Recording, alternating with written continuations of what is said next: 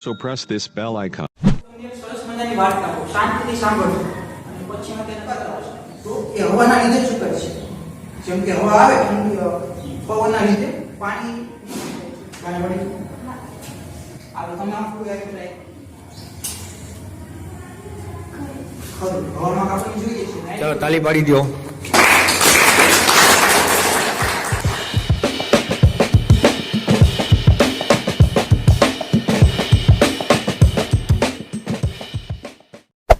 Hey there.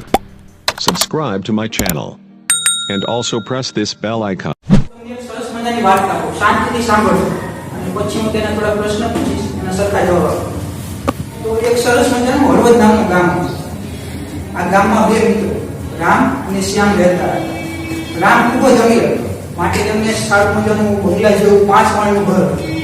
અને જ્યારે શ્યામ હતો તે ખરાબ પરિસ્થિતિ તેના ઘરની, તે ગરીબાઈથી જીવતો હતો. તેને નાની એવી ઝૂંપડી હતી. બંને બાજુમાં જ રહેતા હતા.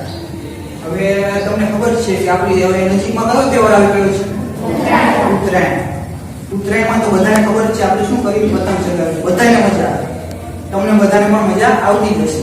તો આપણે ઉત્તરાયણમાં પતંગ ચગાવી એ બંને પણ સારો એવો શોખ હતો. એટલે ગામની જ કોઈ દુકાનમાં બંને સમાન પતંગ અને સમાન દોરી લઈ આવ્યા સાથે. અને હવે ઉત્તરાયણનો દિવસ હતો તો બંને સવારમાં છત ઉપર ચડી રામ હતો તેની 5 માળના ઘરની છત ઉપર ચડીને પતંગ ચગાવતો હતો. જ્યારે શ્યામ તો ઝૂંપડીમાં રહેતો હતો, મતલબ એની છે તેના ઝૂંપડીની બહાર ઉભો પતંગ ચગાવવાની ટ્રાય કરતો હતો.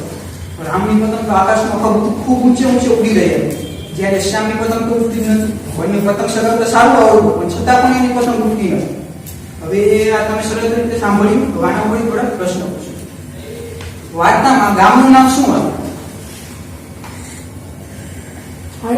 હળવદ. સરસ. વાર્તામાં ગામનું નામ હળવદ હતું. બંને મિત્રોના નામ શું હતા? રામ અને શ્યામ. ખૂબ સરસ. જે રામ હતા તેના કેટલા માળનું ઘર હતું?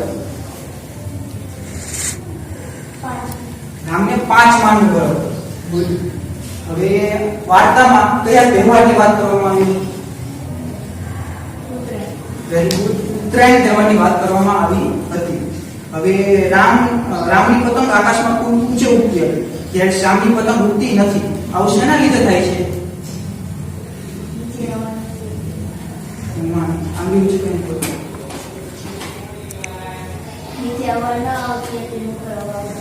Very good.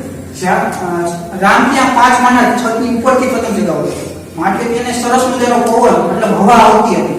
જ્યારે શ્યામ તો નીચે ઉભો પતંગ ચગાવતો હતો, એને હવા આવતી નથી, માટે તે પતંગ ચગાવી શકતો ન હતો.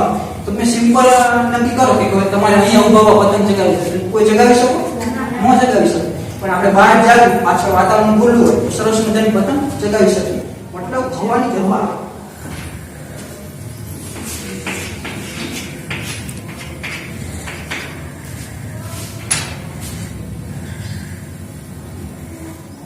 કીધું બેન કે પવન, હવામાન પવનમાં શું ફરક?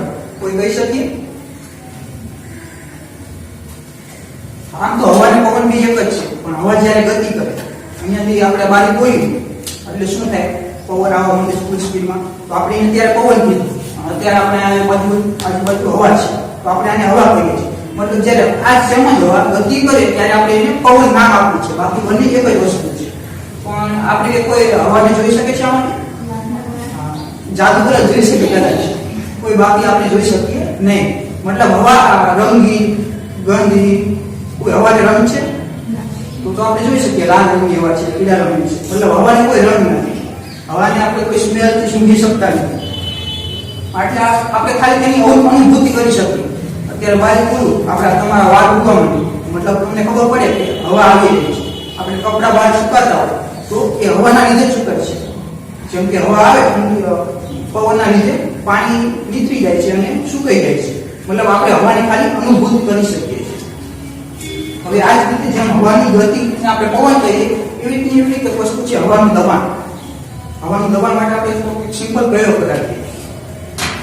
તમને ઓટોમેટિક ખબર પડી જશે. હું આને ફૂંક મારું તો શું થાય? અમે તો અમને ગાન પડી. આ તમે આખું ટ્રાય કરો. હરખી ફૂંક મારી જોરથી ફૂંક મારવાની છે. અંદર નાખવા ટ્રાય કરવાની છે. આપણે અંદર નાખો.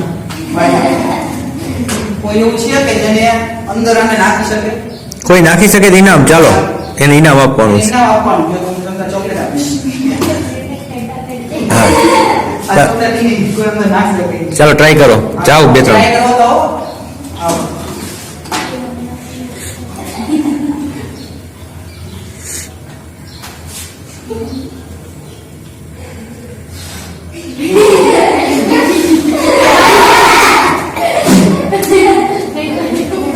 કોણ મળશે એ ટ્રાય? જોરથી ફૂંક મારી તો આવશે. જોરથી ફૂંક મારવાની. આનું કારણ શું? આની પાસે લોજિક એવું આપણે કહેતા હતા કે અહીંયા ફૂંક માર્યો એટલે અંદર અવાજ પર કઈ પાછી આવે, એવું નથી. અહીં ફૂંક માર્યો એટલે આપણે આને ફૂંક મારી તો ભેગી આપણે અવાજ જાય કે ગોળ અંદર પણ જતો રહેવું કીધું હતું. હું ફૂંક મારું અહીંયા તો આ અંદર જતો રહે, અવાજ જાય, ભટકી પાછી આવે, અમે ભટકેલી પાછું આવતું. એનું કારણ છે હવાનું દબાણ. દબાણ શું છે? જો આપણે અહીંયા રાખી અહીંયા ફૂંક મારી, અહીંયા અત્યારે અવાજ સ્થિર છે એટલે આપણે એને અવાજ કરીએ છીએ. હું ફૂંક મારું મતલબ પવન નાખું છું એને, પવનના લીધે શું થાય? અહીંયા જે હવાનું દબાણ છે ઘટી જાય. એનું મેન લોજિક એવું છે કે જ્યાં પવનની ગતિ વધારે હોય ત્યાં હવાનું દબાણ ઓછું. અત્યારે આ ચોકની બંને બાજુ દબાણ લાગે છે, હવાનું દબાણ લાગે છે. સિમ્પલ છે, ભલે એનાથી ચોક ભૂકો નથી થઈ જાય. વધારે દબાણ લગાવવામાં આવે તો ચોક ભૂકા થઈ જાય. મતલબ સિમ્પલ. અને આ બાજુ પણ દબાણ લાગે છે, ઓલી બાજુ લાગે છે, બે બાજુ દબાણ લાગે એટલે બેલેન્સ થઈ જાય. સિમ્પલ. તમે જુઓ, બે જણા ઊભા હોય એકબીજાને ધક્કો મારતા, જેનામાં હિંમત જાજી હોય, તાકાત જાજી હોય, બીજાને ધક્કો મારી દે આરામ. એનું કારણ શું છે? હવા જે વધુ દબાણ હોય અહીંયાથી ઓછા દબાણ તરફ ફેલાય છે. અહીંયા હવાનું દબાણ સેમ છે. મેં ફૂંક મારી એટલે હવાનો પવન ગતિમાં આવી ગયો, હવા ગતિમાં આવી ગઈ, જેના કારણે ત્યાં હવાનું દબાણ ઘટી ગયું અને અહીંયા એટલું જ રહ્યું. અહીંયા વધતું નથી, અહીંયા એટલું જ છે, અહીંયા ઘટી ગયું. એના કારણે એ ચોકને બહાર દબાણ છે અને બહાર આવતું. કાપા કાર્ય કરી નાખો આગળ, જે નેક્સ્ટ વાયુ લખ્યા હતા ત્યાં સુધી, પછી આગળનું સ્ટેપ હતું એ કરી નાખો.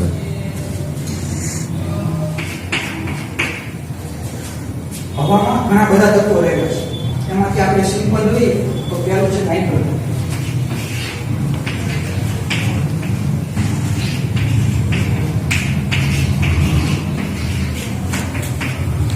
બીજો છે ઓક્સિજન.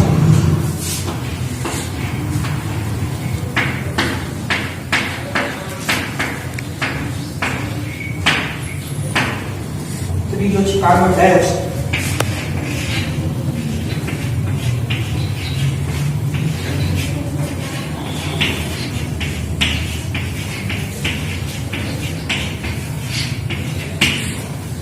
ચોથામાં ઘણા અન્ય વાયુઓ ઘણા બધા છે, ખાલી અન્ય વાયુઓ.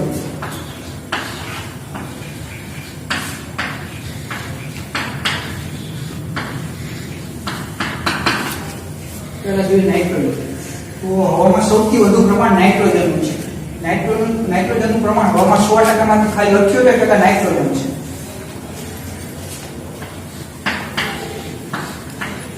મતલબ નાઇટ્રોજનનું પ્રમાણ 78% છે. હવે ઓક્સિજનનું પ્રમાણ હવામાં 21%. કેટલું? 21. પછી કાર્બન ડાયોક્સાઇડ. કાર્બન ડાયોક્સાઇડ ખાલી પ્રમાણ 0.04% છે. મતલબ નહીં વધતો. 0.04. અને અન્ય વાયુ તો આમાં 100% કરવું હોય તો બાકી 0.6%. એમાં અન્ય વાયુ આવે, ઘણા બધા વાયુ છે. ઓક્સિજન જોઈએ તો આપણે સૌથી વધુ ઉપયોગ ઓક્સિજનનો કરીએ છીએ, કારણ કે આપણે જીવતા રહેવા માટે શ્વાસોશ્વાસની પ્રક્રિયા માટે ઓક્સિજન જરૂરી છે. આપણે જોઈએ છીએ કે આપણી પૃથ્વી છે એની જેમ બુધ ગ્રહ, શુક્ર ગ્રહ, મંગળ ગ્રહ, ગુરુ, શનિ, યુરેનસ, નેપચ્યુન, આટલા ગ્રહો વિશે તમે જોયું છે. પ્લુટો છે અત્યારે ગણવામાં આવતો નથી, પહેલા હતો, કારણ કે ખૂબ દૂર છે. આપણે અત્યારે આ સિમ્પલ જોઈએ આટલા ગ્રહો છે આપણે સૂર્યમંડળ, એમાંથી કોઈ જગ્યાએ અત્યારે પૃથ્વી જેવું જીવન નથી, કોઈ માણસો ક્યાંય રહેતા નથી. મતલબ વાતાવરણ જરૂરી છે. વાતાવરણનો મુખ્ય ઘટક છે હવા. તો હવામાં ઓક્સિજન હોય તો જ માણસો આપણે જીવી શકીએ, કારણ કે શ્વાસમાં જરૂરી છે. ઓક્સિજન વિના આપણે મરી જઈએ. આપણે જ્યારે મૃત્યુ પામીએ ત્યારે શ્વાસોશ્વાસની ક્રિયા ઓટોમેટિક બંધ થઈ જાય છે, એટલા માટે આપણે મૃત્યુ પામીએ. કાર્બન ડાયોક્સાઇડ શ્વાસમાં આપણે લઈએ, અંદર પ્રક્રિયા થાય અને પછી આપણે ઉશ્વાસમાં કાર્બન ડાયોક્સાઇડ વાયુ બહાર રાખે. અને વનસ્પતિને જુઓ અત્યારે સૂરજના કારણે પોતાનો ખોરાક બનાવે ક્રિયાને તમે પ્રકાશ સંશ્લેષણ કહો, તમે ભણી ગયા છો. એમાં શું કરે? પ્રકાશનો ઉપયોગ કરી એનામાં હરિતકણ નામનું દ્રવ્ય છે એના દ્વારા એ કાર્બન ડાયોક્સાઇડ વાયુનો ઉપયોગ કરી પોતાનો ખોરાક બનાવે છે અને ઓક્સિજન વાયુ હવામાં મુક્ત કરે છે. મતલબ એ ઓક્સિજન આપણે ઉપયોગ કરીએ છીએ. મતલબ આપણે આના ઉપરથી એમ પણ કહી શકીએ કે વૃક્ષોનું પણ આપણે જતન કરવું, કારણ કે તે આપણે મદદરૂપ કરે છે, આપણે એને કાપવો ન જોઈએ. માટે કાર્બન ડાયોક્સાઇડના ઉપયોગો છે પણ ઘણા. આપણે જ્યારે આગ લાગી હોય કોઈ પણ જગ્યાએ તો આગને ઓલવવા માટે આપણે કાર્બન ડાયોક્સાઇડ વાયુનો ઉપયોગ કરીએ છીએ, પણ તેનો ઉપયોગ કરતા નુકસાનદાયક. આપણે કોઈ પણ જગ્યાએ સળગી હોય એમાંથી કાર્બન ડાયોક્સાઇડ વાયુ ઉત્પન્ન થાય છે. તો આપણે વધારાના ખેતરમાં કચરો હોય તો આપણે શું કરી સળગાવી દઈએ છીએ, એના લીધે કાર્બન ડાયોક્સાઇડ ઉત્પન્ન થાય. મોટી ત્યાં પણ કાર્બન ડાયોક્સાઇડ વાયુ ઉત્પન્ન થાય. માટે આપણે કાર્બન ડાયોક્સાઇડ વાયુને ઉત્પન્ન કરતા જે કંઈ પણ ઉપકરણો છે એનું પ્રમાણ ઘટાડવું જોઈએ. નહીં તો આપણે સાવ બધું નથી કરી શકતા, ખાલી ઘટાડી દેવું જોઈએ. અને સિવાય અન્ય વાયુ helium, neon, radon, xenon, krypton, ozone, આ ઘણા બધા વાયુ છે જે અન્ય વાયુ છે. એનું પ્રમાણ કંઈ અચલે 0.04.6. હવે આમાં આપણે મેન જોઈએ તો ઓક્સિજન. ઓક્સિજનનું આપણે પ્રમાણ સૌથી બધાને તો ખબર જ હશે કે આપણે શ્વાસની ક્રિયા દરમિયાન આપણે ઓક્સિજન લઈએ છીએ અને કાર્બન ડાયોક્સાઇડ બહાર કાઢીએ છીએ. મતલબ આપણે સૌથી વધારે જરૂર આની હોય છે ઓક્સિજન. કોઈ પણ પદાર્થને તમારે સળગાવવો હોય ને તો ઓક્સિજનની જરૂર પડે. તમારે ઘરે પ્રયોગ કરવો તો કોઈ કરજો, સિમ્પલ કે મીણબત્તી જોવાની, એના ઉપર પહેલા આને સળગાવવાનું અને પછી એક કાચનો પાલમાં મૂકી દેવાનો. એટલે આપણે એના બદલે એક ધારો દેખાઈ શકીએ કે ચાલુ છે કે થોડીક વાર જોવાનું, થોડોક સમય થશે ને એટલે ઓટોમેટિક ઉરવાઈ જશે. શું કામ ઉરવાઈ જશે? કારણ કે પાલનું દીકરું ઉરવાઈ જાય એવું ન હોય, એની પાસે કંઈક લોજિક હોય. એનું લોજિક છે કે અહીંયા અંદર ઓક્સિજનનું પ્રમાણ તમે પાલો મૂકી દીધો એટલે ફિક્સ થઈ ગયો કે અહીંયાથી બંધ થઈ ગયું. અહીં બહારનો ઓક્સિજન તો અંદર જઈ ન શકે. આટલામાં ઓક્સિજન છે જ્યાં લગી તે વાપરશે ત્યાં લગી આ મીણબત્તી સળગશે. જેવો ઓક્સિજન પતી જશે એટલે મીણબત્તી બોલવાઈ જશે. મતલબ ઓક્સિજન સળગતો નથી. ઓક્સિજન સળગતો હોય તો આપણે આજુબાજુ કેટલું બધું વાતાવરણ બધું સળગતું જ દેખાય. અહીં હું હલતો હોઉં ઓલા પણ હલતો હોય. ઓક્સિજન સળગતો નથી તો કોઈ પણ વસ્તુને સળગવામાં મદદ કરે. એટલા માટે એને દહન પોષક વાયુ કહેવામાં આવે ઓક્સિજન.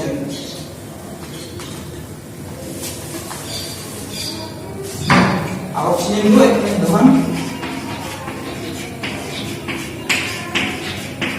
પોષક વાયુ કહેવામાં આવે છે. તમે જોયું હશે કે આપણે માની લઈએ કે પર્વતારોહકો હોય, મતલબ જે પર્વત સર કરનાર, એ બહુ ઊંચી જગ્યાએ એમને જવાનું હોય કે પાછળ ગેસના સિલિન્ડર સાથે લઈ જાય. એવું શું કામ કરે? કારણ કે ઓક્સિજનની કમીના લીધે. ખૂબ ઉપર વાતાવરણ ઓક્સિજન નથી. આપણે અહીંયા નીચેનું માધ્યમ છે, અહીંયા હવાનું પ્રમાણ ઘટ હોય છે. જેમ જેમ ઉપર જતા જઈએ હવાનું પ્રમાણ પાતળું થતું જાય છે. તમે સાંભળ્યું હશે કે ઓઝોનનું પડ આવેલું આપણે જે 5 જામની કિલોને રોકે છે, એ વાયુ હલકો છે એટલા માટે ઉપર. એના કરતા ઉપર પણ વાયુઓ છે અને એનાથી ઉપર જાવે તો અવકાશ, શૂન્ય અવકાશ આવી જાય જ્યાં કોઈ વાતાવરણ નથી. મતલબ ત્યાં કોઈ હવા કે કોઈ નથી. મતલબ નીચેના પ્રમાણમાં હવા ઘટ છે. મતલબ અહીંયા ઘણા બધા વાયુઓ છે એટલા માટે ઘણું પ્રમાણ કહેવામાં આવે છે. ઉપર જાય એમાં ઘટતું જાય છે, પાછું થતું જાય. માટે ત્યાં ઓક્સિજનની કમી હોય એટલે માટે એમના માટે સિલિન્ડર, ગેસના સિલિન્ડર સાથે લઈ જાય. તે માટે ઓક્સિજન જરૂરી છે. પછી જોઈએ કાર્બન ડાયોક્સાઇડ. તો કાર્બન ડાયોક્સાઇડના નુકસાન પણ છે અને ઉપયોગ છે.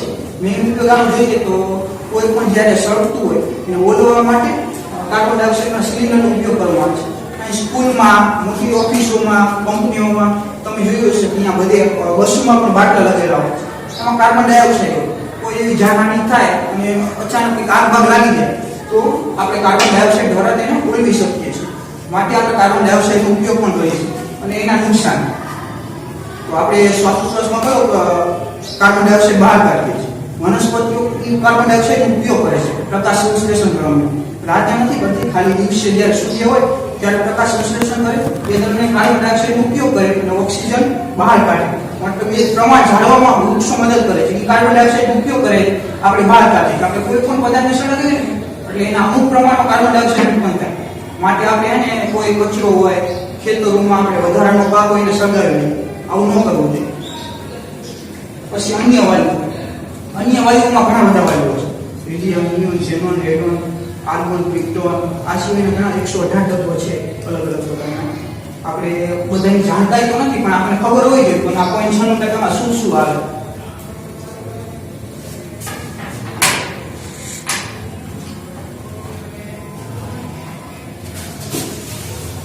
લખો તો લખી દો.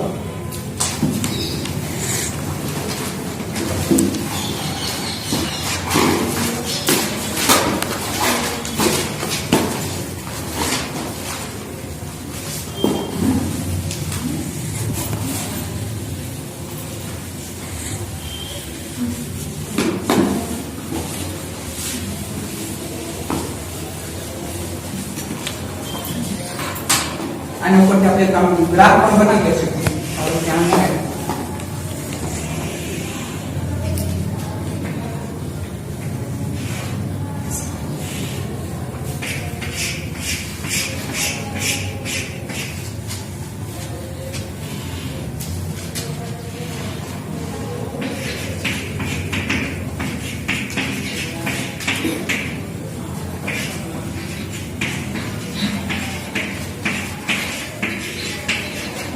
નાઇટ્રોજન મૂક્યો 16% એમાંથી આટલો ભાગ,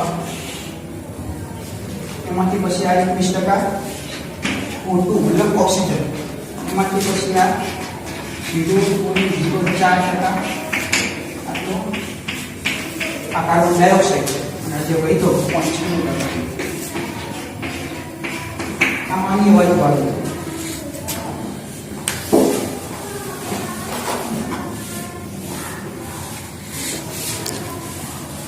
આના પર થોડા પ્રશ્નો પૂછું. હવામાં નાઇટ્રોજનનું પ્રમાણ કેટલા ટકા છે?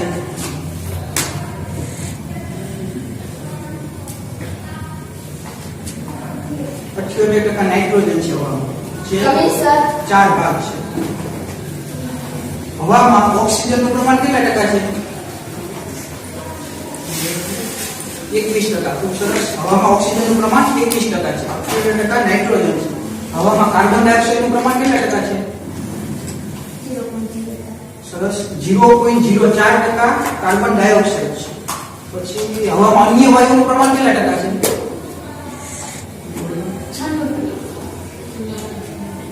0.96%. 96% મતલબ કેટલો ભાગ થઈ ગયો? 0.96 એટલે કઈ શું કહેવાય? એનો 10મો ભાગ. મતલબ 0.96% મતલબ કે અન્ય વાયુઓ છે. હવે આપણે કોઈ પણ જગ્યાએ આગ લાગી હોય તો આગ ઓલાવવા માટે કયા વાયુનો ઉપયોગ કરીએ છીએ?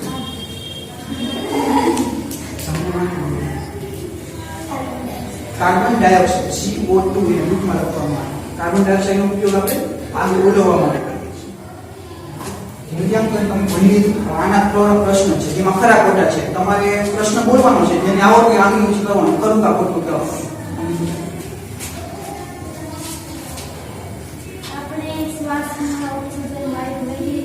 પ્રશ્ન પરથી બોલો. આપણે શ્વાસમાં ઓક્સિજન વાયુ લઈએ છીએ, ખરું કે ખોટું? ખરું. મતલબ આપણે શ્વાસમાં ઓક્સિજન વાયુ લઈએ.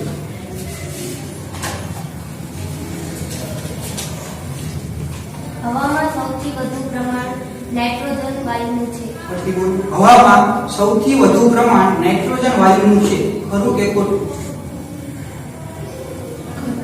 ખરું. સૌથી વધુ પ્રમાણ શેનું છે હવામાં? નાઇટ્રોજન વાયુ. કેટલા ટકા? 78%.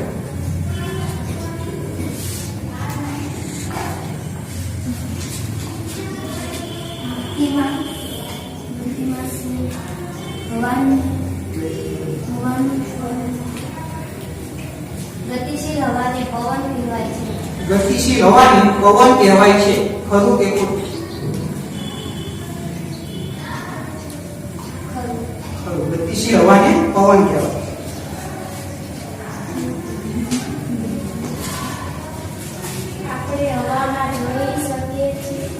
આપણે હવાને જોઈ શકીએ છીએ, ખરું કે ખોટું? ખોટું. આપણે હવાને કોઈ જોઈ શકીએ છીએ? જો આપણે હવાને જોઈ શકતા હોય તો આપણે એકબીજાને જોઈ શકીએ. આ તો બધી જગ્યાએ હવા જ છે. ચલો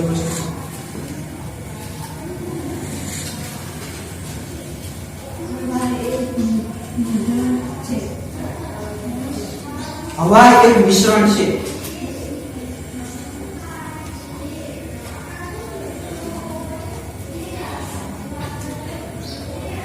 હવા એક મિશ્રણ છે, મતલબ હવામાં ઘણા બધા તત્વો છે, મતલબ એવું કહેવાનું. ખરું કે ખોટું? ખરું. હવામાં આપણને જોઈએ છે નાઇટ્રોજન છે, ઓક્સિજન છે, કોઈ હવા એક નથી, ઘણા બધા વાયુનું મિશ્રણ છે.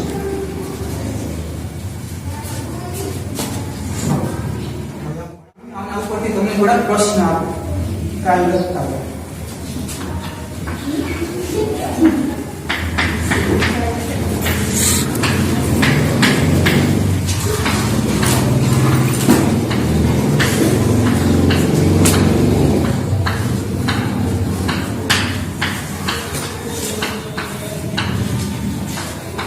કોઈ પણ બે વાયુ વિશે નોંધ લો. તમારું હોમવર્ક છે.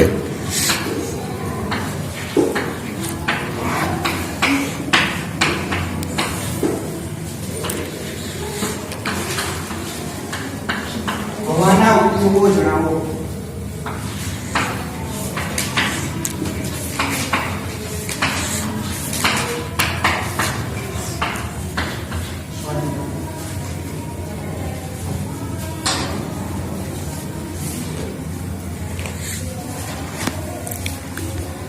ચલો, મજા આવી ને?